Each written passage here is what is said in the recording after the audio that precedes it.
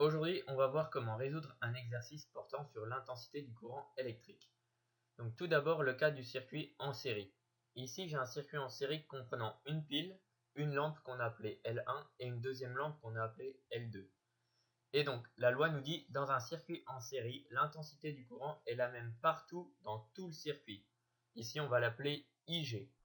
Donc on retient, circuit en série, l'intensité du courant est la même partout. Maintenant, on va voir le circuit en dérivation. Ici, mon circuit contient toujours une pile et deux lampes, L1 et L2, seulement cette fois, elles sont branchées en dérivation. Donc, si j'indique le sens du courant qui va du plus vers le moins, on voit que le courant se sépare en deux, puis ces deux courants se rejoignent à nouveau pour n'en former qu'un seul. On va maintenant donner un nom à ces courants. Celui qui sort du générateur, on va l'appeler IG.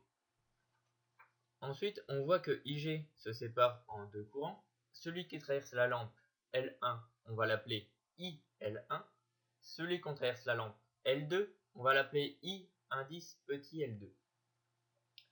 Maintenant qu'on a donné un nom à ces courants, on va utiliser la loi de l'intensité dans un circuit en dérivation, qui nous dit que l'intensité dans la branche principale est égale à la somme des intensités dans les branches dérivées. En clair, concrètement, si on se place à la séparation, ici que j'entoure et qui s'appelle un nœud, si on se place à ce nœud, la loi nous dit que la somme des courants qui rentrent dans le nœud est égale à la somme des courants qui en sortent. Ici, on voit, en regardant le sens des flèches, que IG rentre dans le nœud et que IL1 et IL2 en sortent.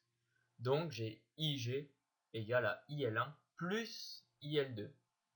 Donc, voilà ce qu'il faut retenir. Circuit en série, l'intensité est la même partout. Circuit en dérivation, la somme des intensités des courants qui rentrent dans le nœud est égale à la somme des intensités des courants qui sortent du nœud. Bien, maintenant j'ai une question. Quel est le courant que j'entoure? Quel nom peut-on lui donner? Donc, si on reprend, on a IG qui sort du générateur. Ensuite, il se sépare en deux courants différents, IL1 et IL2. Et on voit que ces deux courants se retrouvent pour n'en former ensuite plus qu'un seul, qui n'est autre finalement que IG. En effet, IG arrive, se sépare en deux courants, puis ces deux courants se rassemblent et reforment le courant IG. Si vous avez du mal à voir ça, on peut prendre l'exemple d'une rivière. Au début de la rivière, on a 500 litres d'eau. Donc forcément, à la fin, on a toujours 500 litres d'eau. Maintenant, imaginons qu'il y a un gros rocher dans cette rivière.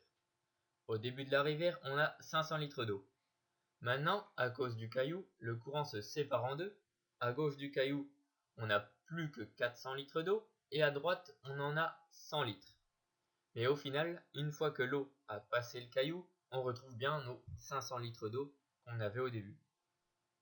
Eh bien, c'est la même chose pour le courant. Au début de la dérivation, on avait le courant IG. Ensuite, il se sépare en deux courants différents. Puis, à la fin de la dérivation, on retrouve notre courant du début, IG.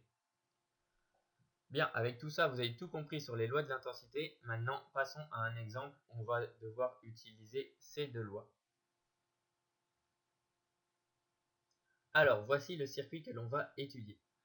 On connaît les intensités suivantes. IG égale 200 mA, IL1 égale 100 mA et IL2 égale 25 mA. Et on cherche les intensités des courants IR et IM. Donc tout d'abord, il faut qu'on indique le sens de circulation du courant. Voilà. Maintenant, il faut qu'on donne un nom à ces courants. Donc, le courant qui sort du générateur, comme d'habitude, on va l'appeler IG. Ensuite, IG se sépare en trois courants différents. On va appeler le courant qui passe par la lampe L1, on va l'appeler IL1. Le courant qui passe à travers le moteur, on va l'appeler IM. Et celui qui passe à travers la lampe L2, on va l'appeler IL2. Et on a un dernier courant qui traverse la résistance que l'on va appeler IR. Maintenant qu'on a fait ça, on peut appliquer nos lois. On voit ici qu'on a un circuit en dérivation. Donc on va utiliser la loi de l'intensité dans un circuit en dérivation. Pour ça, on va s'intéresser au nœud que j'entoure. Ici, on voit en regardant le sens des flèches que IG rentre dans le nœud et que IL1, IM et IL2 en sortent. J'ai donc IG égale à IL1 plus IL2 plus IM. Le plus dur est fait, il ne reste plus qu'à remplacer par les valeurs numériques. On ne connaît pas IM, c'est ce qu'on cherche, donc on laisse IM.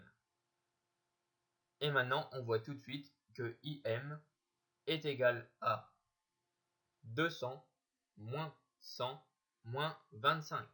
Donc IM égale à 75 mA. Maintenant, il nous reste à déterminer IR. Alors pour ça, on voit que la résistance et la lampe L1 sont branchées en série. Donc on va utiliser la loi de l'intensité dans un circuit en série. Cette loi nous dit que l'intensité est la même partout dans un circuit en série. Donc, dans notre branche que j'ai surlignée en jaune, l'intensité est la même partout. Donc, IL1 égale à IR. Comme on connaît IL1 qui vaut 100 mA, on en déduit tout de suite que IR égale à 100 mA. Voilà, notre exercice est résolu. On a réussi à trouver l'intensité des courants que l'on ne connaissait pas. J'espère que vous avez compris, et si vous avez des questions, n'hésitez pas. En tout cas, retenez ceci, c'est ce qui vous permettra de résoudre n'importe quel type d'exercice portant sur l'intensité du courant. Bonnes vacances et à bientôt.